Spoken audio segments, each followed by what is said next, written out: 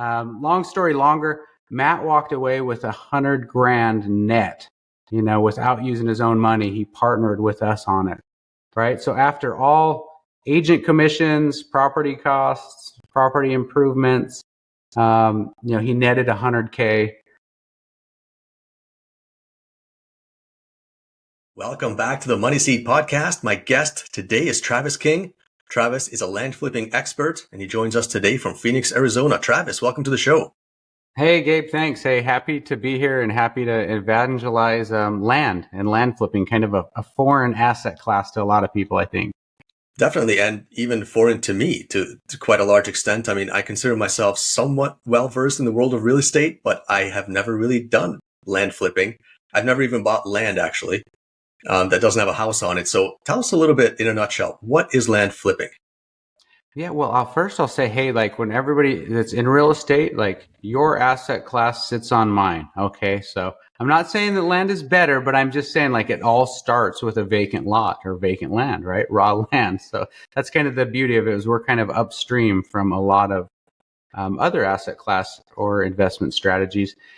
When so growing up, the ironic thing is that my dad actually did some subdividing, and sold off properties, but it's not something that's like a family business or something that I viewed as like a business model, right? Single family rentals really resonated with me and made a lot of sense. And I kind of went down that path and had a little bit of traction prior to the '08 recession. And that definitely set myself and many others back, right?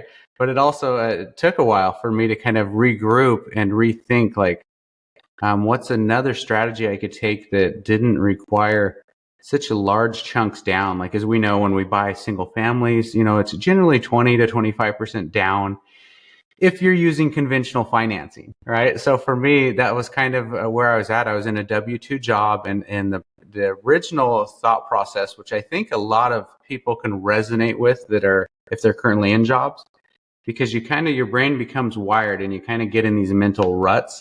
And this is how you think. So this is just an example of how you think when you're a W-2 employee, okay? Is, hey, if, at the current rate with my current income and my current salary, I could buy a rental every 2 years, right? And then you go, after 20 years, I own 10 rentals. And those 10 rentals would bring me this much, and you kind of, and then you sit there and you really think about it for a minute and you go, wait a minute. The problem with this plan is I got to have this job. I got to have this pay stub for 20 years, right? Terrible plan immediately, right? Like, unless you love what you're doing in your W-2, like, I mean, it sounds very safe. It sounds like very much like industrial age advice, right? Like, hey, get a good job, work 20, 30 years and build up this. But for me, it was like, yikes, like I can't go that route, right? Like, I need to kind of honor my ambitions and aspirations as a either entrepreneur or investor, right? So for me, I got to find a different strategy. And for me, that means, maybe it's a different asset class. So I became aware of like land flipping through listening to podcasts, which if you're, commuting to a job, I would say that's probably the best use of your time is listening to podcasts or audiobooks, something where you're learning, because most people spend their time listening to, politics or talk radio. And regardless of what camp you're in, trust me, you can jump back in that loop at any time and it's going to be the same. Okay. So start working on some self-development or looking into things like this, like investment strategies. So for me, I became aware of land flipping and how I entered because I really kind of wanted to play it safe after that correction of houses. My wife and I started buying these super cheapo lots on online auctions. I'm talking like $500-$600 lots. Whoa, wait, say that again. You can buy a lot for $500. Yeah, and I'll give you the website. We bought, so bid the number 4 and then assets.com. Bid4assets.com, and then you navigate your cursor up to county auction sale. Today, you can still buy all across the U.S. You can buy tax delinquent. There's a lot of counties across the U.S. that if somebody hasn't paid their taxes for 3 to 5 years, the county takes the property back. Well, the county doesn't know how to run auctions or, get rid of those properties. Truthfully, they just want to bring it back on the tax roll, right? And they just want somebody paying property taxes. They're not trying to make a premium. So a lot of these counties outsourced to services like this, bidforassets.com, to essentially like sell these properties at a tax auction. And then the investor or the buyer is somebody that's going to pay the bill, bring everything current, and then it's probably more likely to keep taxes current, right? So that's where we started, was with these online tax auctions. And it was, buy for like $600 on a tax auction, immediately listed on eBay for, we were getting $2,500, right, for a property. So we had our first one was buy for like $580, I think, 580 and change. We sold it for $2,400. Our next one, same thing. We bought it for $584, I think, and it sold for $5,000 on eBay, right? Wow. On eBay. So that's not like quit your job, change your life money, but for me, it was like incredibly low risk and really high return from like an hourly. When you're working, you generally think, when you're a worker bee, blue collar or white collar. The only difference between your blue collar and white collar is you like measure earnings hourly or annually or salary, right? That's truthfully it. So for me, it was more like I go, okay, well, I had 8 hours into this, right? And I made about $5,000 on one, and I made about $2,000 on the other. So that's a pretty good, hourly rate. So for me, I started going, let's do as many of these as we can on the side in addition to the job.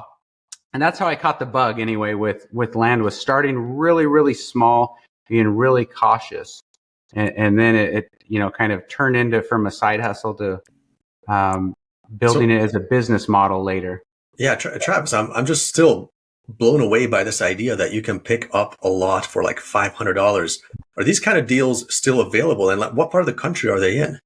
Yeah, so that very first one I'll share was in Pierce County, Washington, what you would think. That's a pretty populated area, right?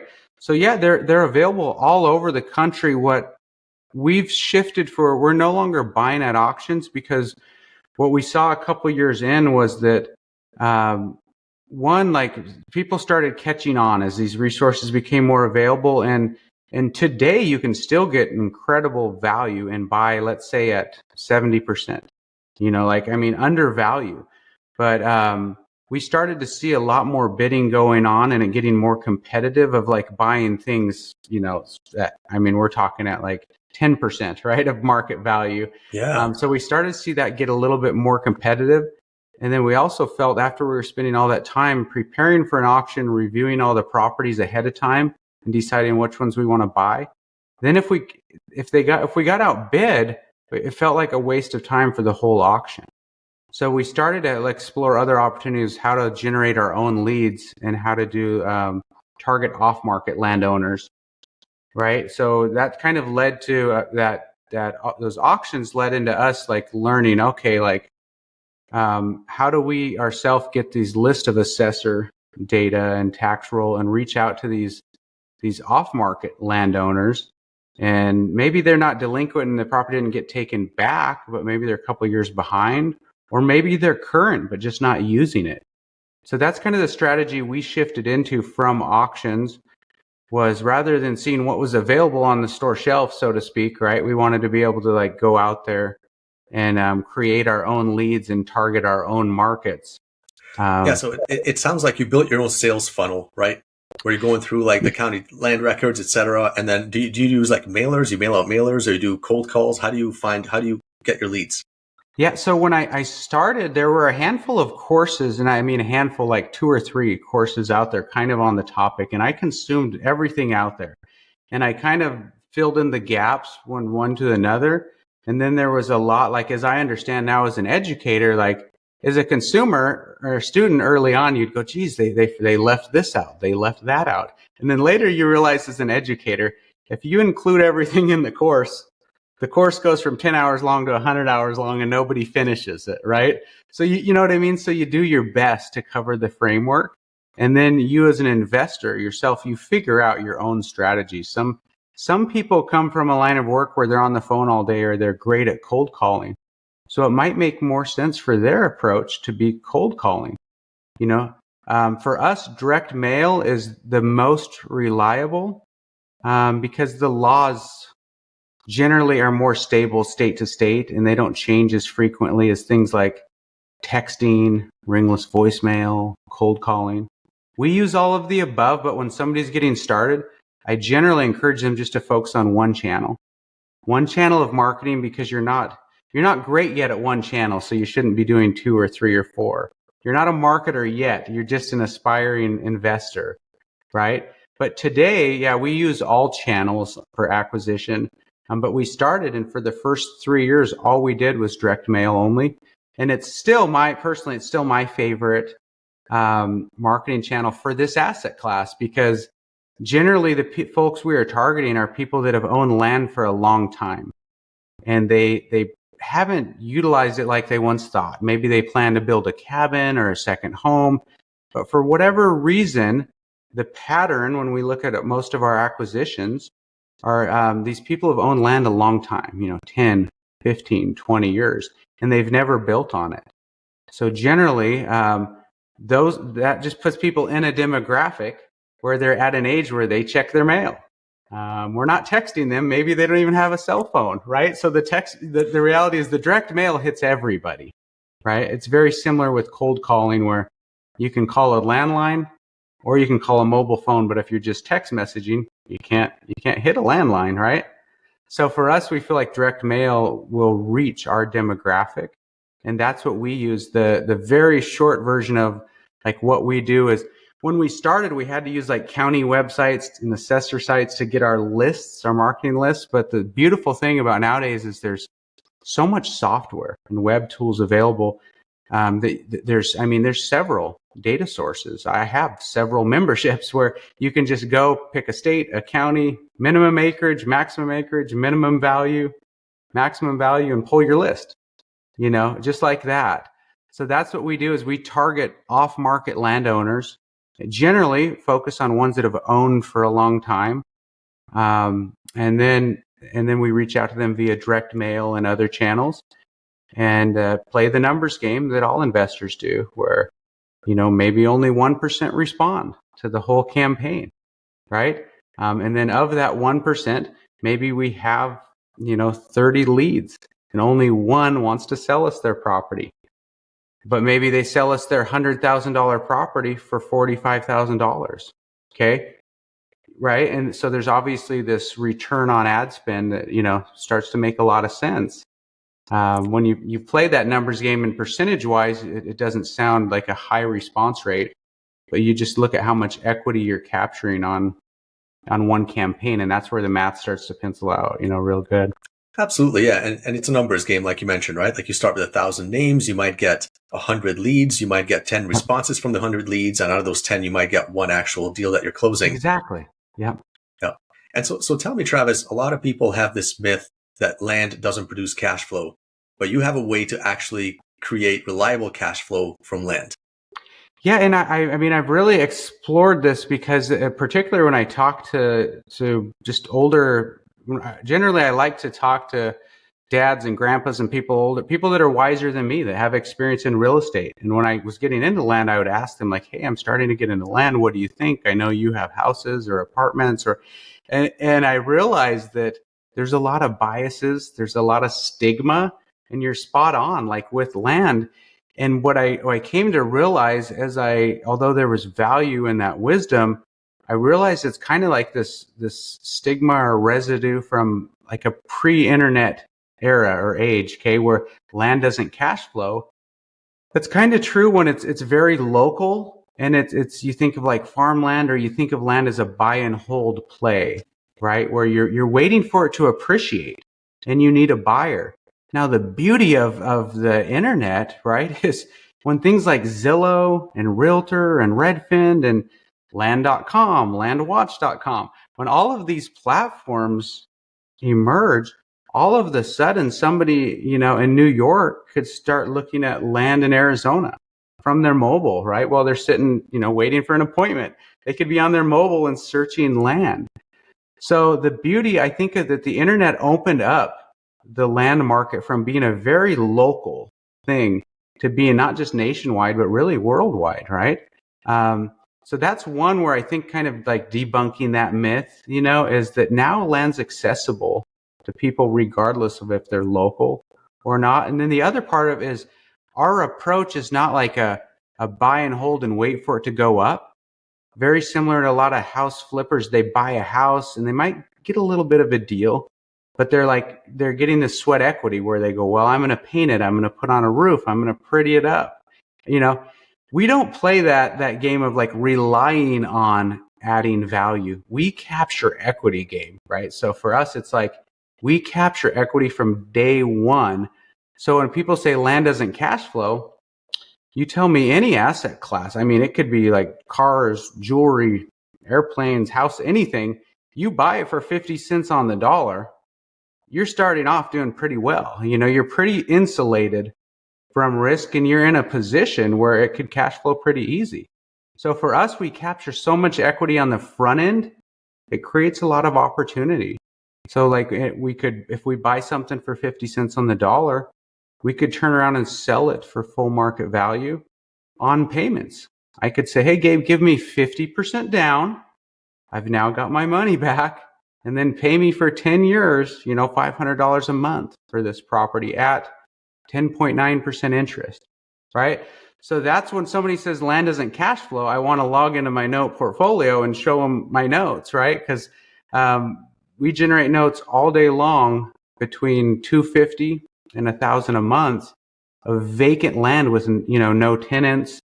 None of them. When we have rentals too, I'm not bashing rentals, just saying when it's vacant land, there's no tenant and there's no repairs associated with it. So yeah, land cash flows way beyond any rental or I've ever had or ever seen. Interesting. Yeah, I love the business model, right? So you mentioned you capture the equity up front. So let's say land that's worth $10,000, you buy it for like 5,000. And then you said somebody comes along, buys it for 10,000 with 50% down. So you got your $5,000 back right away. And the other 5,000 is going to be paid to you over the next 5 or 10 years through monthly installments. And that's the money that's coming in now every month for the next like 10 years. Yeah, yep, that's pretty much it. What I would say where our approach is a little different, and like the coaching and education and training programs I have is there's a number. Now, I'm not the only person, obviously, to be aware of this, and I'm not the only person teaching it. Where my approach is a little different is that my wife and I started the business together, working the business together, and we started really small, like we talked about those cheap properties. What I realized when you're doing that is you're just putting a lot of work on yourself. So what I kind of moved to, instead of like creating listing these things on eBay, self-closing, I realized like, hey, to take all this work off of myself, I really need to use agents to resell. And then I also need to use title to close on the buy side and sell side. And naturally, when you build in agent commission costs and title on both sides, you just naturally have to target higher value properties to build those costs in. Now, the cool part of this is when we were kind of shifting from focus on these cheap properties and a high number of transactions a year, as soon as we decided to make that shift to build in agents and using title companies and using note servicing companies that properly service all of these notes we were originating instead of self-servicing, because that's what we were doing. That's what we had learned in a course, right? We were doing that and it became a nightmare of chasing people down to update their credit cards and stuff. So as we kind of like revamped our business model, our 2.0, we decided that kind of our floor, our lowest value properties we should be working in were 30,000 or less, 30,000 or more resale value. And the majority of the courses out there that teach land flipping, they present the opportunity as that land's an inefficient market below 30,000. Now, the reason that's true when they say that is because most agents don't want your listing. There's not enough commission in it, right? Why would they take on a listing with that? There's just not enough commission. So they're very correct when they present it as an inefficient market. But what we found when we started targeting market values of 30,000 to 100,000, we kind of hit this blue ocean where all of these folks weren't getting all the mail. They weren't getting all the phone calls. They weren't getting all the text messages that everybody was hitting these same lists with these cheap properties. And it really opened things up for us going after these higher end properties. And then, as you know, when we're selling it on payments, we're now working at a price point where the notes are like 15 years long instead of 5 years long. So there's been definitely some optimizing and some iterations with the business model along the way. But I feel really good about our approach, to date. Yeah, so it sounds like, if I heard you correctly, is to maximize your time and to use your time most efficiently, you try to standardize a lot of your processes and outsource a lot of your day-to-day activities, right? And then on the actual acquisition side, you don't want to be in the space where it's very competitive or there just isn't enough meat on the bone. So you found another sort of higher price point where all of a sudden there's less competition and it's easier to find the properties that make sense. So I like it. It seems like you naturally evolved to find that one spot that really works well for you. It's most profitable for you, and you got your systems and processes and your team around you to make it efficient. Yeah, well, I've told people I'm a slow learner, so it took me a while. It took me longer than it should. I had to bang out 150 small transactions before I smartened up and started to, do these bigger deals. But it was also, just full transparency. We were working with our own means, our own capital, our own bank account, and we were very much hamstrung, Gabe, right? Like we only had what we had, and we would after we bought so many properties, we would have to wait for those to sell to bring the money back in. So that was kind of part of the evolution and growth along the way, was going out and finding outside money, and when I started doing it, land was completely foreign to most people. You would kind of give them your transactional history, your resume, and their eyes would light up. And then you'd say the word land, and the hard money lender would be like, oh, because, like you said, there's that stigma. They just didn't get it. So that was a tough nut to crack. But when we did tap into other people's money, it was like taking the governor off for me, because what I had gotten really, really good at was data and acquisitions and marketing.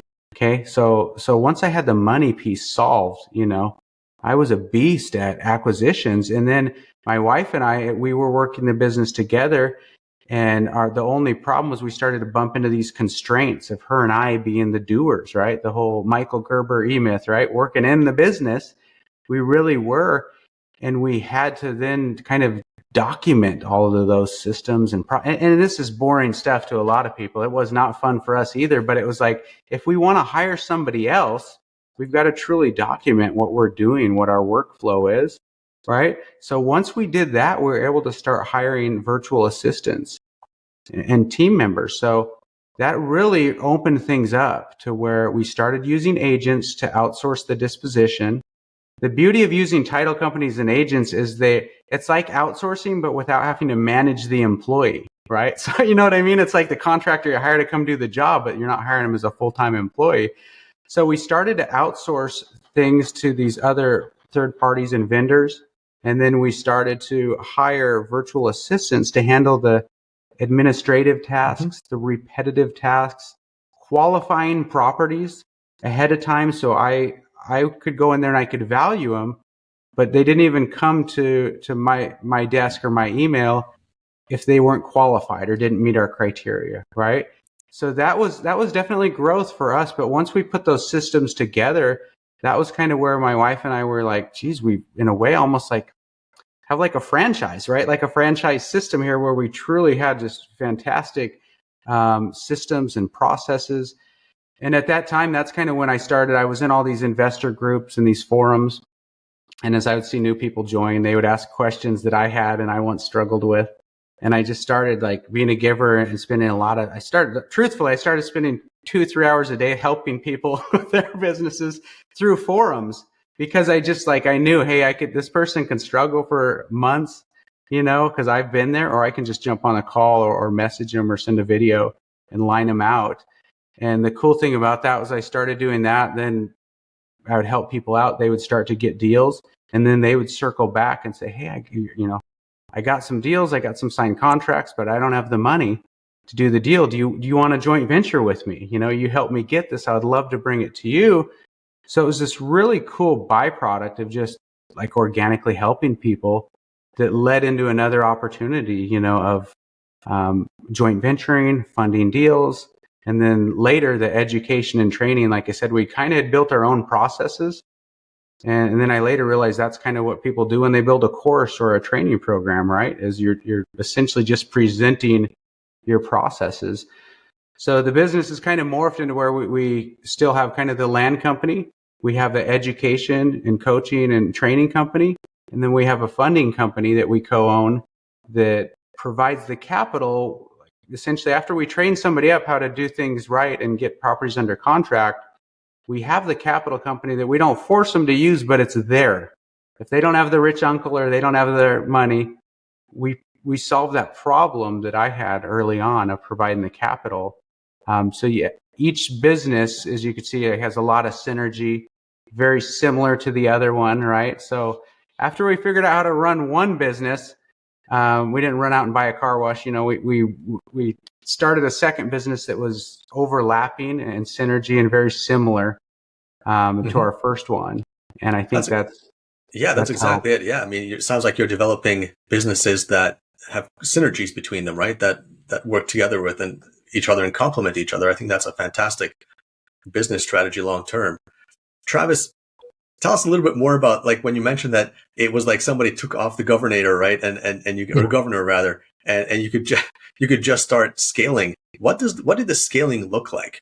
Like, how many deals did you start doing per month, per year? Well, the beauty is we started, it kind of sounds counterintuitive at first, we started doing less deals because instead of doing a very high number of transactions of cheap properties, we started making $35,000 per transaction instead of $3,500, right? So what it really allowed me to do was go after when I would pull these marketing lists and these data sources, I kind of would stop at my ceiling of what I could afford, right? So it allowed me to now pull these much larger lists, going up to like properties with 400,000 in value, for example. And we started targeting, waterfront properties. It's like we would run. That's some of what we do in our business is a lot of, and I teach is a specialized campaigns because a lot of people just pull the whole county-wide campaign. And as you know, postage is not cheap, right? So when we're running a direct mail campaign at a county-wide level, it can get expensive. So I teach people how to do things like build very specialized lists, like running a campaign exclusively to waterfront properties or exclusively to oversized properties that have subdivide potential, right? So what that outside money did, it allowed me to go after much higher value properties. And I did see we were no longer buying them at a quarter on the dollar. We were now paying 50 cents, 55, maybe even 60 if it was a great property.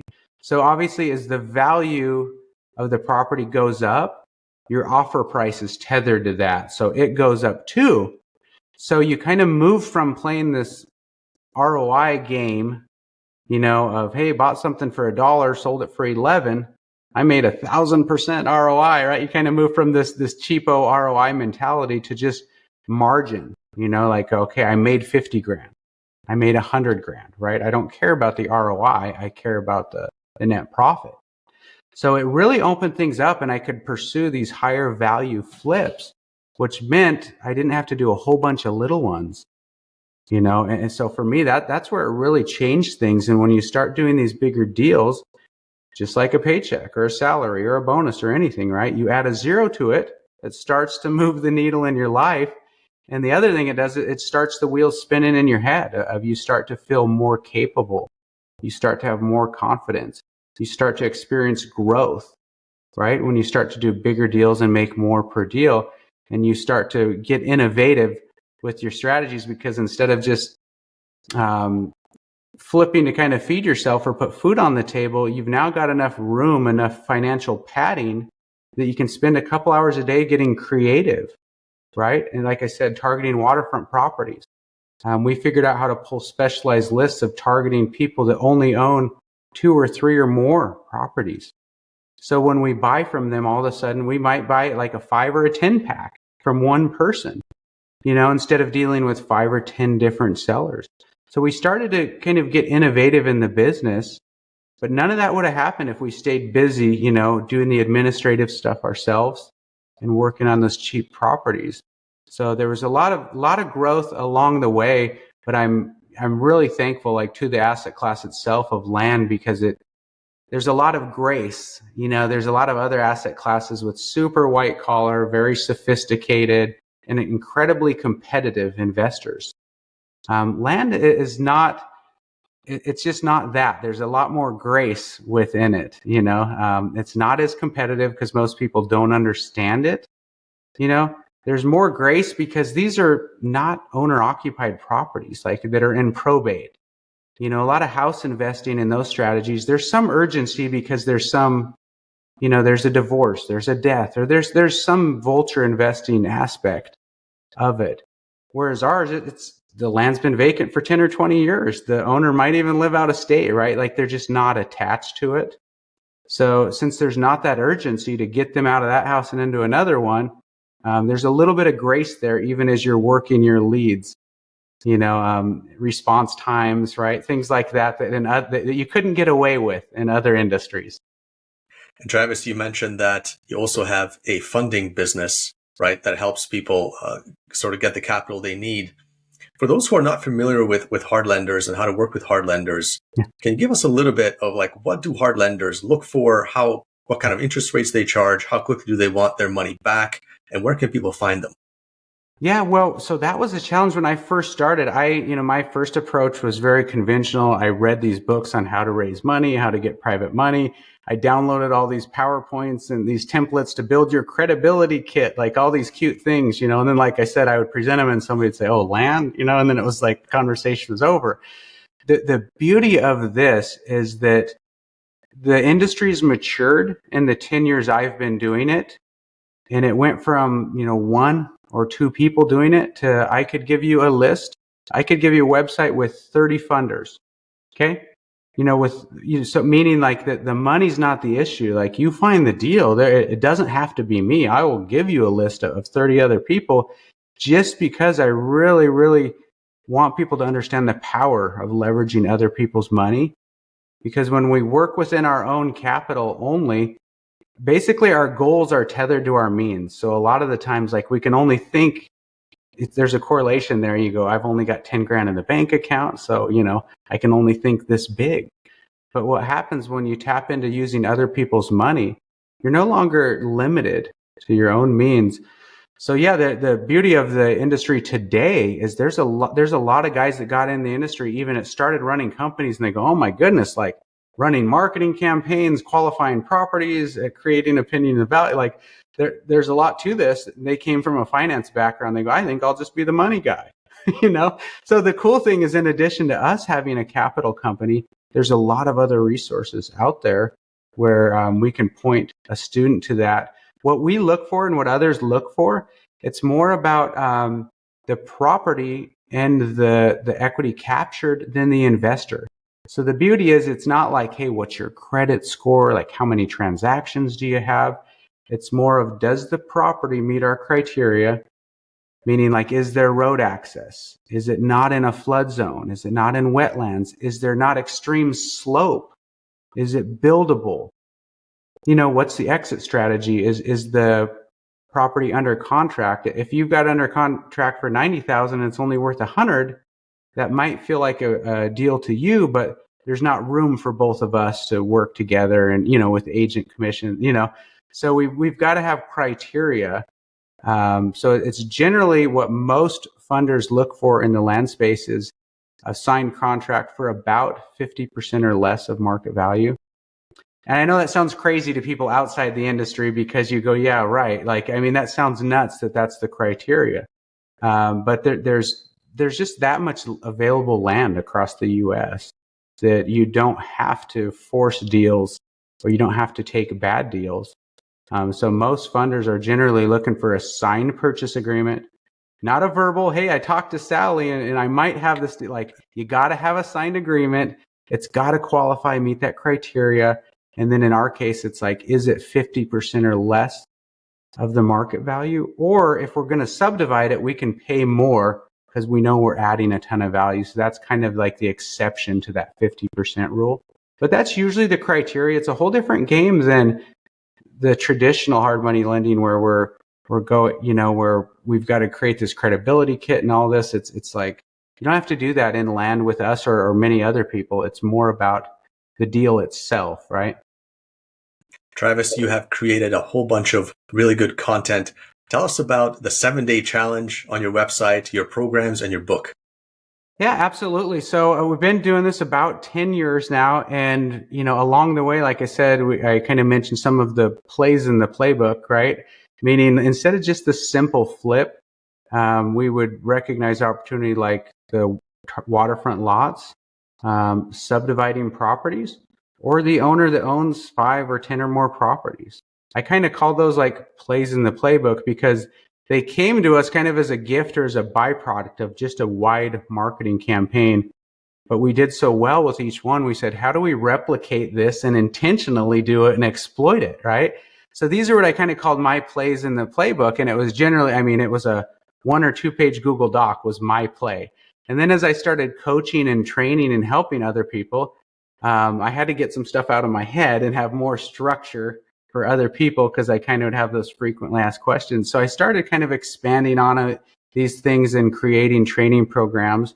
And then it later led to like, hey, why don't I just put this it's like a true playbook? So that's where the Land Investors Playbook came from. It's thelandinvestorsplaybook.com. It's on Amazon. That's really like where I share all of my strategies. And I give you it's not a lead magnet. I literally give you everything I can without sharing my screen. And the land flipping challenge is the other thing you mentioned. What we did there was when I started, I probably spent close to 9 months, like searching YouTube, reading blogs, trying to learn about this opportunity of land and kind of duct taping together fragmented pieces of education and articles and videos to come to a conclusion. And there was probably some paralysis analysis on my part too, right? Of waiting to pull the trigger. But the reality is it was just scattered. The education was scattered as far as free, meaning, so what I did with the land flipping challenge was I decided for the people that either aren't ready to invest in a course or coaching or anything yet, or they just want some questions answered ahead of time. We went down, recorded it in a studio, put a lot of work into it, and recorded this 7-day challenge that's it's just an orientation into land. Like you might say, hey, Travis, what kind of land do you flip? And I would say, well, you can flip infill lots in urban areas, or you can flip a rural vacant land. And then you go, which one seller finance is better, right? If I want to create notes. So that's kind of what the challenge is you get oriented with the asset class of land. And you also kind of virtually spend 7 days with me. So by the end of it, you go, is this somebody I want to work with or I trust as an educator or a mentor? Or is land even something I want to do? So the cool thing about it is you get a feel for land, right? Without having to whip your credit card out and buy any courses or buy anything, So that's really what the land flipping challenge is about. And these things are all linkable off travisking.com. You can find, the challenge. The book has its own website, but yeah, these things are all linkable. And I think as soon as people start to consume content, they'll realize that, kind of like on the podcast, I'll share everything. I'll give you everything because there's just no shortage of information. And the truth is the shortage is on the action side, right? It's on actually taking the information and applying it. That's where the shortage is. Absolutely.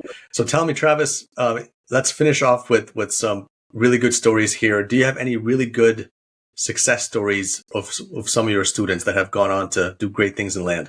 I do. You know what? I have one of my early clients, Matt, a guy I was coaching. He came to me and he went through another program that really focused on targeting these cheap properties.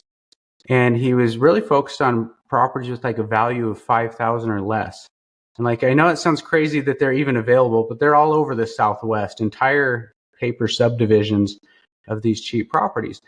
And I really talked to him about like, why are we focusing on the properties in this value? And he's like, well, in worst case, I can't lose more than $5,000, right? Like, You know what I mean? Like I can't lose. So we kind of had that discussion of, so you're playing to not lose versus playing to win, right? And it was something he recognized as kind of a mental block of, yeah, you're kind of right. I am playing to not lose. So I said, well, let's do this. Like, let's start to inch you up and focus on bigger deals. So we started to do deals where, you know, we started to focus on properties like closer to 30, 40,000.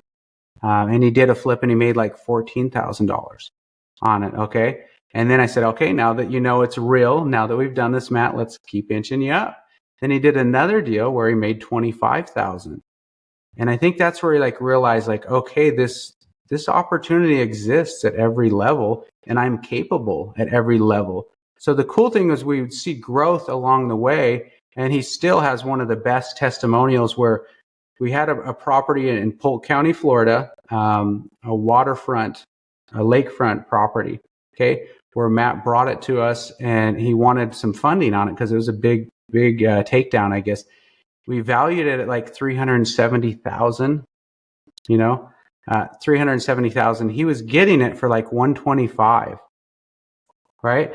So it was a situation where he actually had the resources to do it, but it would have kind of taken most of his capital. And he said, hey, to kind of, you know, to mitigate the risk, I would like to partner with you guys, have you guys fund this, and also have you lay eyes on it and make sure that I'm not missing anything here. So it was a deal we partnered with him on. We had to do some lot cleanup out there, some landscaping, nothing like a house, right? But I mean, we probably spent $6,000 cleaning up the lot and got some great drone videos and things like that, and ended up selling the property. We gave a discount. I think that they ended up wanting it for like 320. We had it at 370. We listed high. This was a couple of years ago, and the market was at the peak of the peak. You know, long story longer. Matt walked away with $100,000 net. You know, without using his own money, he partnered with us on it. Right. So after all agent commissions, property costs, property improvements, you know, he netted $100K on a waterfront lot flip. And that's probably my favorite one because it just showed his growth, how he moved up. And, you know, really, there was a lot of, I mean, the $100,000 is not bad, right, in your account, but there's a lot of growth along the way that's even bigger. It'll be like lifetime value for him, realizing he's capable of something like that, you know. But that's one of my favorite stories. But again, it's not, I know a lot of people go on the podcast, they tell the biggest deal story. That's not an everyday, you don't build your company on those. Okay, guys, you're not going to have, not everyone's like that. We kind of build our business on 25,000 to 35,000 a deal flips. Those very common, kind of build the business on that. And then those 250 to 1,000 a month notes that we originate. That's kind of our business model. But every once in a while, you know, you're gifted one of those big ones along the way. That's an amazing story. Travis, thank you very much for taking the time to speak with us today. I'll put the links to your website and your book and the 7-day challenge into the show notes. Thanks again, Travis. I really appreciate talking to you today, and have a wonderful evening. Absolutely. Hey, thanks for joining us for another episode of the Money Seed Podcast. Please remember to click like and subscribe. It really helps spread the message to other investors, and it helps attract new viewers to the show. We appreciate your support. Thanks very much.